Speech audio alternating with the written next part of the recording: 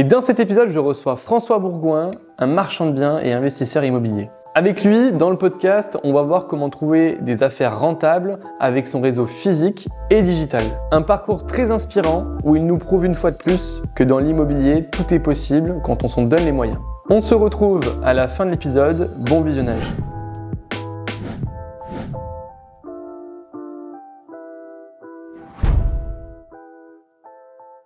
Et on se retrouve avec François. Merci François d'avoir accepté mon invitation. Est-ce que tu peux te présenter simplement, en quelques mots, comme tu te présenterais à ta famille, à tes amis ? Simplement, ça va être un peu compliqué. Donc, marchand bien depuis plus de 15 ans, ancien agent immobilier et ancien chef de service sécurité dans les immeubles de grande hauteur. Ok, mais tu vois, tu as réussi. Voilà. Au moins, c'est simple, c'est court. On va revenir un petit peu sur tout ton parcours. Juste avant, je voulais juste présenter Tristan, qui m'accompagne, qui travaille avec moi au quotidien, que je remercie d'avoir accepté aussi l'invitation sur le podcast. Il va poser des questions de manière un peu plus pédagogique que moi peut-être. S'il a des questions sur la partie marchand de biens, sur ton parcours, etc., il les posera quand il veut. Écoute, merci Maxime et je suis ravi d'être avec toi et François pour ce podcast. Nickel, on attaque direct sur ton parcours. Le but, c'est de savoir qui était François quand il était jeune, quand il était adolescent, entre guillemets. T'étais quel type d'enfant à l'école, au collège ? En fait, j'étais souvent dans les derniers. Ok. Donc, dernier, avant-dernier. Et je vais dire que c'est pas grâce à l'école que j'en suis sorti. Ok, génial. Et c'est pourquoi ça ? T'avais des difficultés ou c'était vraiment, t'étais contre le système ? Non, j'étais pas contre le système. En fait, c'était les profs qui étaient pas bons. Ouais. On va dire que les bons profs, je les compte sur le doigt d'une main. Ouais. Et les autres, je dirais que c'était des incompétents. Ouais, ok. Et c'est pas grâce à eux que j'ai réussi. Ça marche. T'avais des parents qui étaient dans quel domaine d'activité ? Agriculteur, j'étais fils d'agriculteur et j'ai fait une formation dans l'agriculture que après j'ai totalement abandonné. Ok, t'avais pas du tout envie de reprendre la ferme familiale ou Pas l'exploitation ? envie et trop petit. Et quand tu vois effectivement actuellement comment fonctionne l'agriculture, je regrette pas d'avoir laissé tomber. Et t'étais dans une situation financière plutôt stable. Je sais qu'il y a des agriculteurs qui gagnent quand même assez bien leur vie, mais pas qui sont pas riches non plus. Ou t'étais dans une situation financière difficile, t'as connu des disons des que c'était galères. une petite exploitation, donc tu faisais pas forcément des miracles avec une petite exploitation agricole. Ouais. Ouais. Donc plutôt difficile. Oui. De ce point de vue-là. Est-ce que tu avais des passions durant ton enfance, ton adolescence ? Disons que j'ai toujours voulu créer des entreprises, je m'étais toujours intéressé depuis très longtemps, j'avais acheté des magazines, puisqu'à ce moment-là, il n'y a pas Internet. Ouais. Et donc, c'était quelque chose qui me passionnait, donc je cherchais à avoir plus d'informations. Ok, et elle t'est venue comment, en fait, cette passion-là pour l'entrepreneuriat, pardon, et la création d'entreprise ? T'avais des mentors à ce moment-là ? J'étais fils d'agriculteur, donc mon père était à son compte, donc Ouais. je voyais comment ça fonctionnait, il m'a expliqué comment fonctionne l'administratif, c'est pour ça aussi que je suis bon dans ce domaine-là. Et donc effectivement, moi j'ai voulu être libre après, par la suite, avoir ma propre entreprise. Ok, écoute, génial. Est-ce que tu peux nous raconter aussi les études que tu as fait ? Tu dis dans l'agriculture, qu'est-ce qui t'a intéressé ? Qu'est-ce qui a fait que tu as voulu aller vers ça ? J'imagine que c'est tes parents. En fait non, c'est à l'école, au bout de la 5e, ils ont voulu me dégager, me mettre en école d'agriculture. Après j'étais en école mécanique agricole. Et puis après en fait je suis sorti parce que je te dis, les profs n'ont pas du tout aidé. Il y a quelques-uns qui sont très bien, mais malheureusement, ce n'est pas la majorité. Ok, ça marche. Et une fois ces études terminées, sur quoi tu pars ? Sur quelle activité ? Je suis parti sur différents domaines, mécanique agricole, dans la sécurité incendie. Et après, j'ai trouvé une place où je m'occupais de la sécurité et de la maintenance dans un petit groupe de cliniques. Ouais. Et je dirais, une chance pour moi, j'étais licencié. Ok, est-ce que tu peux nous raconter un petit peu comment ça s'est passé ? Pourquoi tu as été licencié ? En fait, il y a un changement de directeur financier, il faut faire des économies. Et en plus, il m'a dit que ma tête lui plaisait pas, c'est très bien. Et donc, il m'a licencié. Donc, du coup, l'opportunité pour moi d'être payé pour passer mon diplôme de chef de service sécurité. Ok. Et après, effectivement, je suis rentré chef de service sécurité sur différents sites, notamment les Tours de la Défense. Ça doit être génial. Ça doit être une belle expérience parce que c'est un bel endroit aussi. Oui, tout à fait. Inspirant. Oui. Est-ce que tu as eu d'autres activités que de ce travail-là à la Défense en tant que chef sécurité ? Après, je suis resté dans ce domaine-là. Et donc, en parallèle, j'ai commencé à faire de l'investissement immobilier. Ok. Tu as commencé par le locatif ? Oui. Ok, tu peux nous raconter un petit peu comment t'en es venu à te dire je vais commencer à investir parce que c'est pas commun, il n'y a pas tout le monde qui investit dans l'immobilier. À investir en locatif, c'était quoi ton but premier et comment tu t'es formé ? C'était de se faire un patrimoine. Donc, effectivement, je ne connaissais pas, effectivement, il faut bien débuter un jour. Et j'ai commencé à acheter par un studio. Ok. Et effectivement, comme je ne connaissais pas, j'ai fait la bêtise de l'acheter cash, en pensant que le crédit bancaire n'était pas bien, que ça coûtait. Et je ne savais pas qu'effectivement, tout était déductible. Ouais. Mais après, j'ai appris, j'ai acheté un deuxième appart, je me suis formé. À la fin, j'ai même fait mes baux moi-même. Ok. Et après, j'ai commencé à goûter à acheter des immeubles. Et là, effectivement, j'en ai acheté quelques-uns où j'ai aussi fait des travaux, de grosses rénovations. Toujours en locatif? Toujours locatif, ouais. Ok. Et tu t'es formé par quel intermédiaire? Sur le terrain tout seul, Sur le avec des terrain formations? et avec des bouquins, le particulier immobilier notamment, qui est un très bon livre. Après, effectivement, avec le notaire, échanger avec des gens qui maîtrisaient. Ok. Et puis, effectivement, j'avais fait un petit peu le tour de mon métier de chef de sécu. Parce que moi, effectivement, tu as un poste, mais bon, tu as les mains liées, concrètement. Hein. Tu peux pas faire ce que tu veux, comme au budget. Donc, du coup, je connaissais un petit groupe d'agences et ils m'ont proposé de reprendre une agence sous franchise, une petite franchise. Ok. Et j'ai repris, il y a un peu plus de 20 ans, une première agence qui était... on a rechangé donc l'enseigne et j'en ai recréé 4 autres. Ok. Donc, un réseau de 4 agences. 5 agences au total. 5 agences, je faisais pardon. partie d'un petit réseau. Ouais. Qui était familial. On est parti au bout de quelques années parce que la façon de travailler ne me plaisait pas. On a repris un autre réseau. Ça a fait la même chose. Et à la fin, je suis resté seul avec les 5 agences. Ok. Waouh, génial quand même. C'est un beau parcours. Comment tu as eu cet élément ce déclic, pardon, de quitter en fait finalement le salariat en tant que chef de sécurité pour partir sur ces agences-là?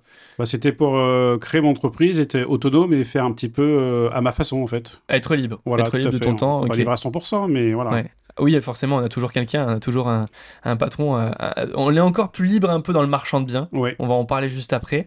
Et c'est comme ça que tu découvres l'immobilier. Tu te formes comment sur l'aspect juridique, technique de En l'immobilier? fait, j'étais formé par la franchise. Et puis après, c'est pareil, il faut aller chercher l'information. Hein. Quand je vois des gens qui posent des questions, Bien sûr. l'information, il faut aller chercher à un moment donné.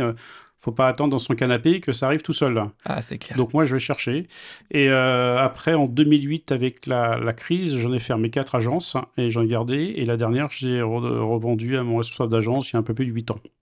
Ok, très bien. Ouais, donc tu l'as mal vécu la crise des subprimes? C'est pas mal le problème de la crise, c'est le problème de la gestion du personnel qui me saoule. Ok. Donc maintenant, moi, je ne veux plus embaucher. Quand tu embauches en France, c'est 80% d'emmerde en fait. Ouais. Ok. Donc maintenant, je travaille sans salarié.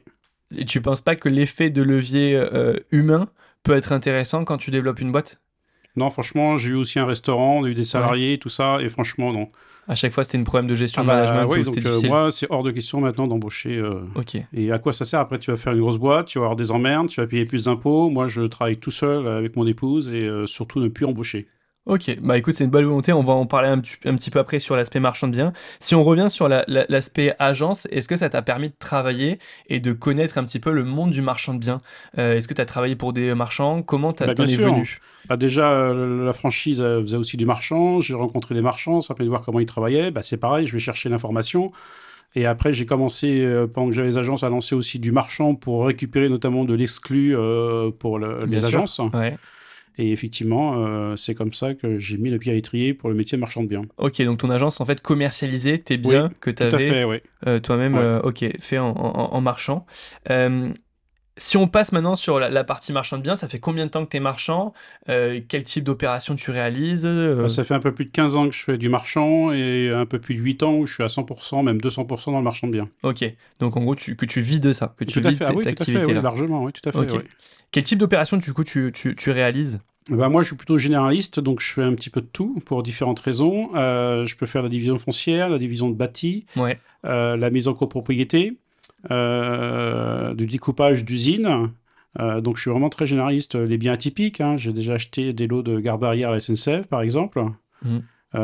J'étais une fois sur des châteaux d'eau. Non, je suis vraiment Sur des châteaux d'eau? Oui, très généraliste. Tu peux nous expliquer une opération sur un château d'eau? Ça m'intéresse. Malheureusement, c'est pas la mairie a refusé le CUB, enfin le certificat d'urbanisme pour changement d'affectation en habitation, puisque c'était un petit château d'eau donc pour les machines à vapeur, donc on pouvait faire 3 niveaux et ils ont refusé. Et ça fait au moins plus de 10 ans et le château d'eau est à l'abandon. Ok, donc c'est un château que tu aurais transformé en En habitation, habitation. tout à fait, oui. Génial, énorme. C'est quoi un petit peu, parce qu'en marchand de biens, on sait qu'il faut avoir différents partenaires, etc. Il y a des marchands de biens qui se financent avec des banques, il y a des marchands de biens qui se financent en fonds privés. Comment tu te finances toi et quelle est ta stratégie par rapport à ça? À l'heure actuelle, donc, j'ai du cas, j'ai une ligne de crédit, je travaille avec des banques, je commence à regarder le crowdfunding Ok, et surtout, je commence à rechercher des investisseurs privés où c'est beaucoup plus simple pour le financement. ok. Donc en gros, tu as toutes les techniques Tout à fait, en ta possession tout à pour fait. choisir par Voilà. rapport aux opérations, etc. C'est quoi les critères qui font que tu vas sur une opération immobilière ou pas? Quels sont les indices qui te font dire que c'est intéressant pour toi d'y aller? Bah, déjà, il faut que l'opération me plaise, le secteur me convienne, après qu'il y ait la marge. Et après, bah, au niveau technique et urbanisme, qu'on puisse, si on sort un terrain à bâtir, bah, qu'on puisse diviser et que ça corresponde au règlement du PLU. Est-ce que tu aurais un exemple concret d'une opération que tu as fait récemment? Tu as parlé d'un château d'eau, c'est un cas assez atypique, mais est-ce que Oui. tu aurais un cas assez classique pour qu'on comprenne un peu comment ça marche, une opération de marchand de biens, comment tu la gères, comment tu procèdes? Eh ben, pour la dernière que je fais, là, je refais une d'ailleurs avec un autre marchand de biens, un jeune marchand. On est sur Mondeville. En fait, c'est une vieille maison et une grange. Ok, Le but, c'est de diviser en deux. Et la grange, de déposer un permis de construire et revendre avec permis, sans réaliser de travaux, mais avec les devis travaux. ok. Donc Tu- c'est un projet un peu clé en main. C'est un projet clé en main. Et tu ne fais pas les travaux? Non. Non. Ok. Dans aucun projet, tu fais les travaux? Je fais très peu de travaux, parce que d'une part, le but, c'est de revendre rapidement. Ouais.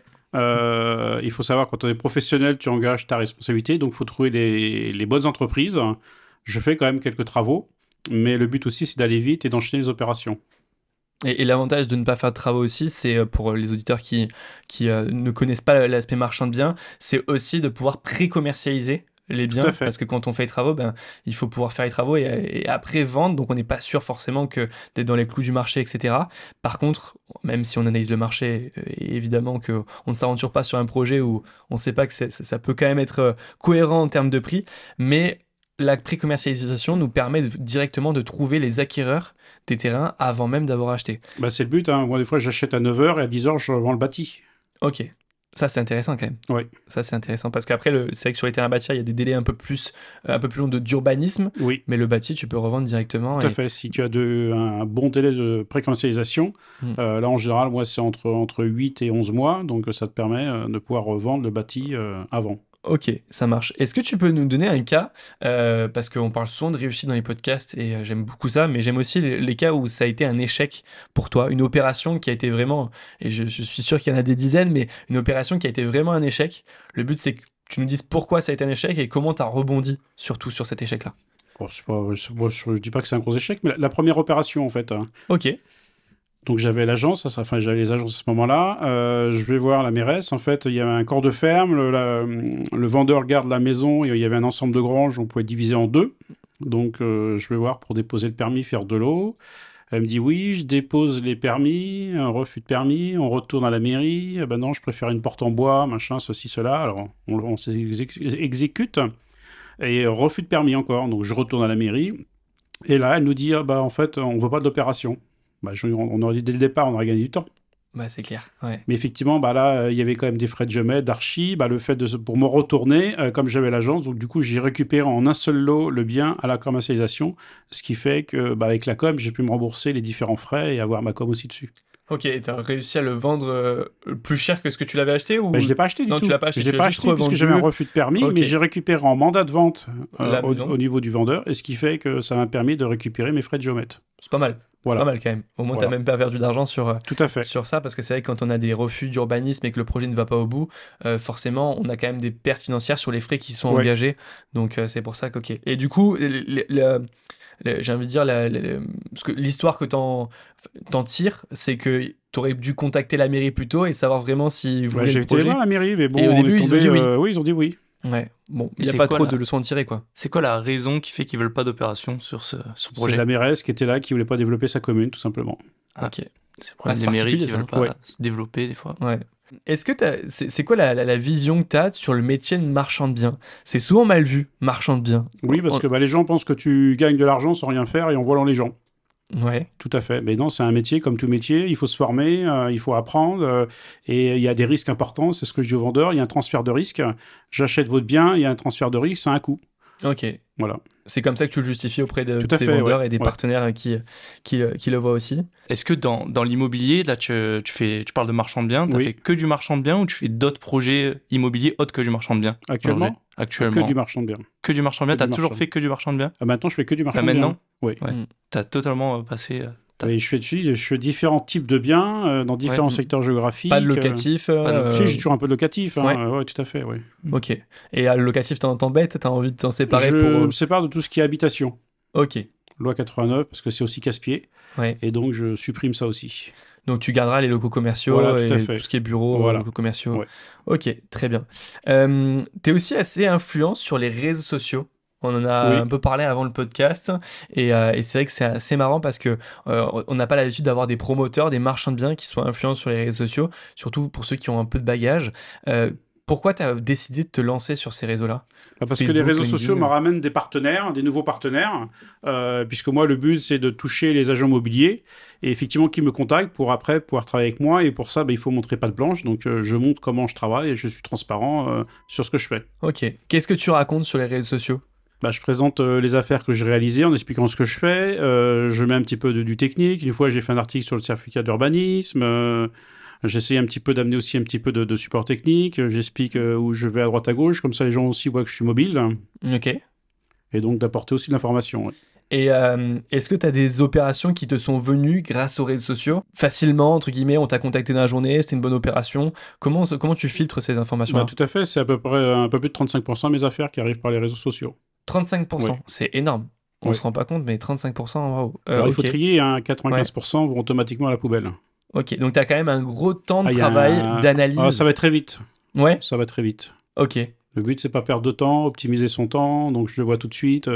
Et surtout, j'ai fait d'ailleurs un post il n'y a pas très longtemps. Quand on m'envoie un lien d'annonce, ça sert à rien, je le lis même pas, il va automatiquement à la corbeille.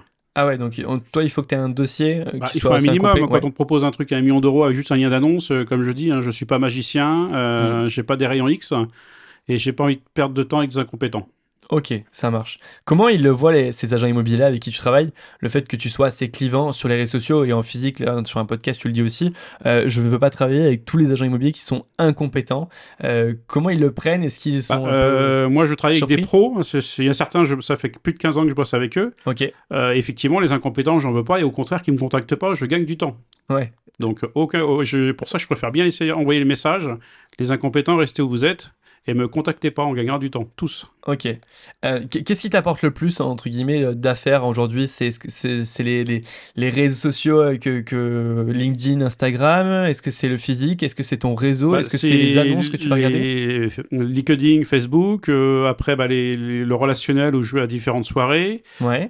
où je rencontre de nouveaux partenaires et mes partenaires actuels aussi qui me ramènent des affaires, parce qu'un agent immobilier, il peut avoir une affaire tous les ans, tous les 1 an et demi. Voilà, donc il faut avoir plusieurs partenaires pour faire un roulement et pouvoir avoir à acheter au moins un bien tous les 1 ou 2 mois. Entre ces deux réseaux, on peut dire les réseaux sociaux et le réseau physique. Oui. Tu peux nous dire lequel est le plus efficient, lequel t'apporte en rapport qualité-quantité, en fait, lequel t'apporte des projets qui vont au bout, en fait, de meilleure qualité. Les réseaux sociaux, il faut trier. Après, les bons qui m'amènent des affaires, effectivement, on va au bout. Après, ceux à qui je bosse, quand ils m'amènent une affaire, à 99%, j'ai juste à signer. Parce qu'ils savent comment je travaille, ils connaissent leur métier. T'as réussi à les formater à ce que tu voulais. Tout à fait, oui. Je forme même certains agents immobiliers pour leur apprendre à détecter les biens. Le but, c'est de gagner du temps. Ok. T'as pas peur qu'ils le fassent les meilleurs? J'ai vraiment cette réflexion-là de me dire que les meilleurs agents immobiliers, si je leur donne trop d'informations, ils vont le faire eux-mêmes. Faut qu'ils aient les compétences, faut qu'ils aient les sous aussi. Donc non, j'ai pas eu de soucis jusqu'à présent. Non, t'as pas un Non. agent immobilier qui, en lui donnant des informations, a fait Non. le projet lui-même de son côté. Non, puis s'il fait, après je passe à un autre, c'est pas grave. C'est une affaire de perdu, 10 heures retrouvées, comme on dit. Ouais, c'est clair. Comme avec les femmes, on peut dire ça dans le podcast. Je pensais très fort, j'ai pas voulu le dire, mais toi tu l'as dit à ma place. Ok, ça marche. Comment tu gères aussi tes associations? Je sais qu'aujourd'hui, tu es associé avec 2 personnes, je crois. Attends, 1, 2, 3, 4. 4 personnes. Ok, Ouais. bon, on a parlé de quelques-unes des associations. Tu t'associes avec qui et pourquoi, surtout? Est-ce que c'est par opportunité ou c'est vraiment le feeling avec la personne avec qui tu te dis... Alors c'est le premier, c'est le feeling. J'ai un appel par semaine et les gens, si je les connais pas, c'est hors de question de m'associer avec Ok. quelqu'un que je connais pas. C'est comme un couple, hein, tu vas pas te marier avec quelqu'un que tu connais pas. Hein. Ouais. C'est Il y a Marié au exactement la même premier chose. regard Voilà. sur M6. Non, donc, c'est des gens que j'ai rencontrés, ça s'est fait comme ça, et on a sympathisé, Ouais. et ça a matché, et voilà, donc on s'associe. J'ai un jeune qui débute en marchand, ça a bien passé, il est sérieux, et donc on fait des affaires ensemble. Ouais. J'ai 2 frères qui ont une petite boîte de marchand aussi, j'ai Charles Leneuve dans la partie nord, donc non, c'est plus sympa d'être à deux. Et on a plus de force, on fait plus d'opérations. Quelqu'un qui a par exemple 100 000 euros et qui s'associe avec quelqu'un avec un autre marchand qui a aussi 100 000 euros, bah, ça fait 200 000 euros. Ouais, c'est clair. Donc c'est aussi important de pouvoir s'associer pour monter d'une part en compétences et au niveau du financement. Et tu pourrais être seul aujourd'hui, tu pourrais faire des opérations seul. Est-ce que tu en fais seul, toi, des Oui, j'en fais opérations? seul, bien sûr, aussi. Tu en fais aussi Ouais, seul ouais. de ton côté Oui, tout à fait, Ouais. ouais. Avec ta boîte à côté. Ok, ça marche. Combien d'opérations tu as réalisées dans les dernières années depuis ton début, en Bah, fait? depuis le début, du coup, ça fait un peu plus de 150 opérations et ça fait plus de 600 lots. Plus de 600 lots donc de revendus, Ouais. 150 opérations. Ouais. Et en termes de volume par an, pour voir là, un peu combien tu es capable de gérer, ça fait combien et t'as augmenté? J'imagine que la première année, tu as fait Je quelques monte, lots. voilà. Après, maintenant, le nombre veut rien dire. L'année dernière, j'ai fait un peu plus de 15 acquisitions, mais tu peux avoir un bien unique que tu revends. Oui, Tu peux découper en 5, 6, 7 lots. L'année dernière, ça te fait à peu près 60 lots. 60 lots l'année dernière. Voilà. Ok, pour une quinzaine d'opérations Ouais. à peu près, c'est le chiffre que tu donnes. Et toi qui, depuis toutes ces années, tu as quand même ratiboisé la France, de nombreuses opérations de marchand de biens, est-ce que tu t'es dit, je vais aller à l'étranger faire des opérations? Non. Non? Non, parce que la pas France, je crois, est assez grande. On l'a Ouais. proposé plusieurs fois. C'est un autre secteur géographique. Au niveau juridique, c'est pas pareil. Juridique, quoi. On peut pas être partout. Hein. Je suis pas surhumain. Donc moi, je m'arrête où je connais et effectivement, je n'y vais pas. Ok. Bon, en Guadeloupe, si, par contre. La Guadeloupe, c'est un département C'est un français, je te département rappelle. français, non, bien Donc, sûr, mais il faut prendre l'avion quand même. Bon, c'est pas... juste pour gentil agréable parce que c'est un peu Ouais. compliqué là-bas, mais voilà, c'est tout. Fiscalement, c'est pareil que la France C'est pareil, il y a juste le taux de TVA qui change Taux de TVA? là-bas. Ouais, tout à Ok. fait. Ouais. Mais 10%? sinon, normalement, c'est les mêmes règles d'urbanisme, et je dis bien normalement. Après, chacun s'adapte en Guadeloupe. Ah ouais, c'est un autre monde. Ok, Ouais. ça marche. Combien d'opérations on peut te souhaiter de faire dans les prochains mois, les prochaines années, et comment tu t'organises? C'est quoi un petit peu ton quotidien pour gérer ces opérations-là? Bah après, tu as beaucoup de suivi. D'une part, suivi des opérations, suivi notaire. Mhm. Je travaille avec 2 notaires. Alors, j'ai pas de souci, mais quand c'est pas eux qui tiennent la plume, bah, c'est compliqué pour avoir les informations. Moi, je demande à quelle date est envoyée la DIA, je surveille, je contrôle. Parce qu'actuellement, on a beaucoup de retard dans les dossiers. Donc, il faut faire beaucoup de contrôles, de suivi. Et ça te prend combien de temps, ça, par semaine? Écoute, moi, je compte pas. Maintenant, moi, le marchand bien, c'est plus une passion, donc je compte pas mon temps. Moi, je travaille du lundi au dimanche et je compte pas mon temps. Ouais, tu travailles comme ça, t'as pas l'impression de travailler, Ah bah non, j'ai pas j'imagine, l'impression de travailler. c'est Moi, libre. moi, j'ai hâte quand le dimanche soir que le lundi arrive. Hein. Ouais, pour enchaîner la semaine. Et donc, combien d'opérations on peut te souhaiter de faire sur cette année? Bah, le but, c'est peut-être de ralentir, mais de faire des plus grosses opérations, en fait. Parce qu'en fait, quand tu fais une petite, une grosse opération, c'est exactement le même travail. Ouais. Donc, du coup, aller dans des plus grosses opérations et actuellement mettre un petit peu le terrain de côté, puisque en ce moment, ça a quand même beaucoup de mal à se vendre. Ok, donc le foncier est plutôt se concentrer sur le bâti. Oui. Mais Ok. je fais quand même, voilà, maintenant les offres sont beaucoup plus basses. Plus basse, ouais. Oui. Tu le vois comment le marché, toi, en 2024? Comment tu l'appréhendes, toi, personnellement, en tant qu'investisseur? Bah, de toute manière, il va falloir que ça reprenne. Les gens ont besoin de se loger. Sauf que là, maintenant, c'est plus un achat plaisir en ce moment, c'est un achat parce que les gens ont besoin d'acheter pour soit effectivement parce qu'ils sont mutés, la famille s'agrandit. Mais bon, apparemment, les taux commencent un petit peu à baisser. Les banques vont ouvrir le robinet, donc il faut espérer que ça reparte. Mais je pense que l'année 2024 sera une année de transition.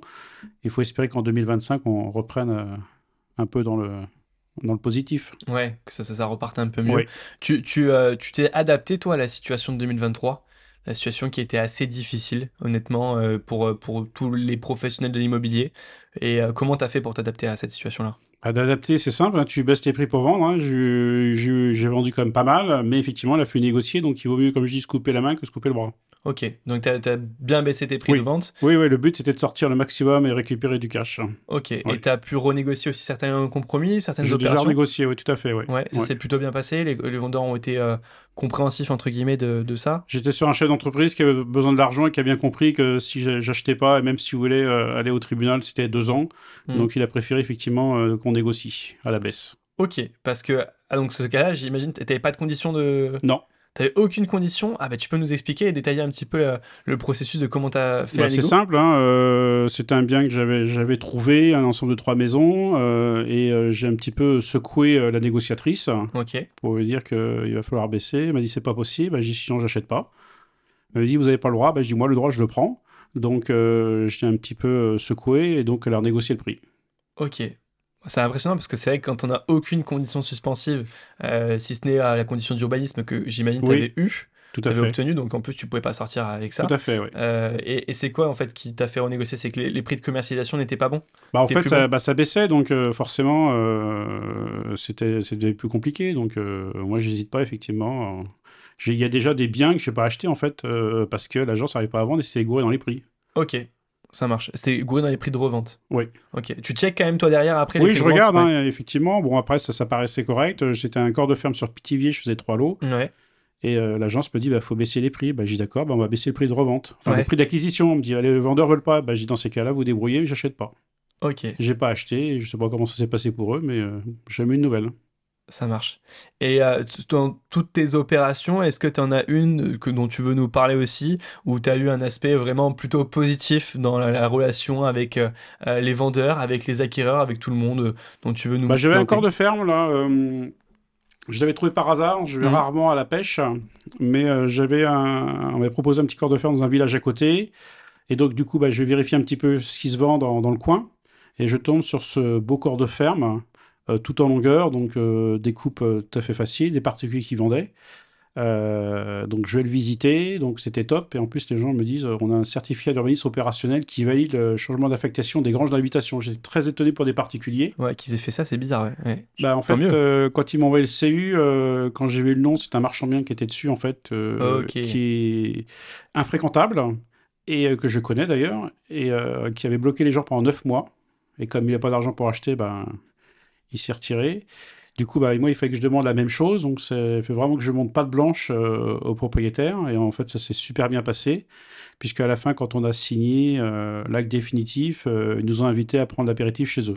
Ah Donc, oui, donc ils étaient contents de vendre ah aussi bah et moi j'étais de... totalement transparent avec eux. À chaque Ouais. fois que j'allais sur place, qu'il me fallait un jeu de clés, voilà, j'ai vraiment donné toutes les informations. Il y a même des choses que j'ai fait et que j'ai payé que j'aurais pas dû faire, mais par rapport aux gens, je l'ai fait quand même. Ok, Mais voilà, ça s'est bien passé en fait. ok. Donc c'est compliqué quand tu repasses derrière un marchand de biens un peu scrupuleux, Ouais. c'est compliqué. Il faut montrer que nous on est sérieux Voilà, derrière tout et à fait, que... ouais. Ok, ça marche. T'as des techniques un peu marketing que tu utilises? Moi j'en ai une en tête, mais est-ce que tu peux nous en donner? Comment ça? Des techniques, par exemple, avec le stylo que tu fais personnaliser. Je sais qu'il y en a certains qui le font comme ça. Est-ce que tu as d'autres techniques un petit peu comme ça pour approcher les agents immobiliers et te faire connaître de ton réseau? Bah, effectivement, j'ai mes stylos, j'ai mes plaquettes, j'ai plaquettes A4, papier glacé, 10 pages, Ouais, qui explique, résume rapidement qui je suis, les garanties que je peux apporter et les différentes affaires que je peux réaliser. Ça permet, quand ils voient la plaquette, tout ce que je peux faire en fait. ok. Et du coup, de se dire, c'est vrai que quand on l'avait vu ensemble à l'Alpe d'Huez, cette plaquette-là, elle est très, très, très professionnelle. Oui, C'est limite les promoteurs qui font ce type de plaquette pour se montrer. Donc toi, tu as professionnalisé toute ton tout à fait, activité, oui, quoi. tout à fait. Le but, c'était ça. Ok, que tu paraisses professionnel. Est-ce qu'il y a des sujets sur lesquels tu veux qu'on vienne un petit peu? On arrive vers la fin du podcast, mais je sais pas, dont tu nous as pas parlé, des Parce qu'on peut, il y a tellement de activités. choses. En fait, toutes les affaires ont une histoire. Donc, Écoute, il raconte-nous-en faudrait que une j'en trouve une qui soit passionnante. intéressante, passionnante pour les auditeurs. Petite histoire. Tiens, j'ai acheté sur un ensemble immobilier dans le 77 Ok, où bah, je négocie toujours tout ce qui est DP, etc., bornage avant. Là, il fallait démolir. Mm. Donc, j'ai eu l'accord pour démolir les granges, plus de 400 mètres carrés de grange. ok, On faisait 6 terrains, une grange, une maison. On avait tout sous promesse. ouais, Tout était nickel. En plus, je leur donnais une partie d'accès de la voirie à la mairie parce qu'ils allaient faire un enrobé, enfin, tout un tas de trucs. Et on devait signer donc l'acte définitif et derrière, on signait toutes les reventes. Et là, le notaire du vendeur s'aperçoit qu'il manque un héritier qui a 1%.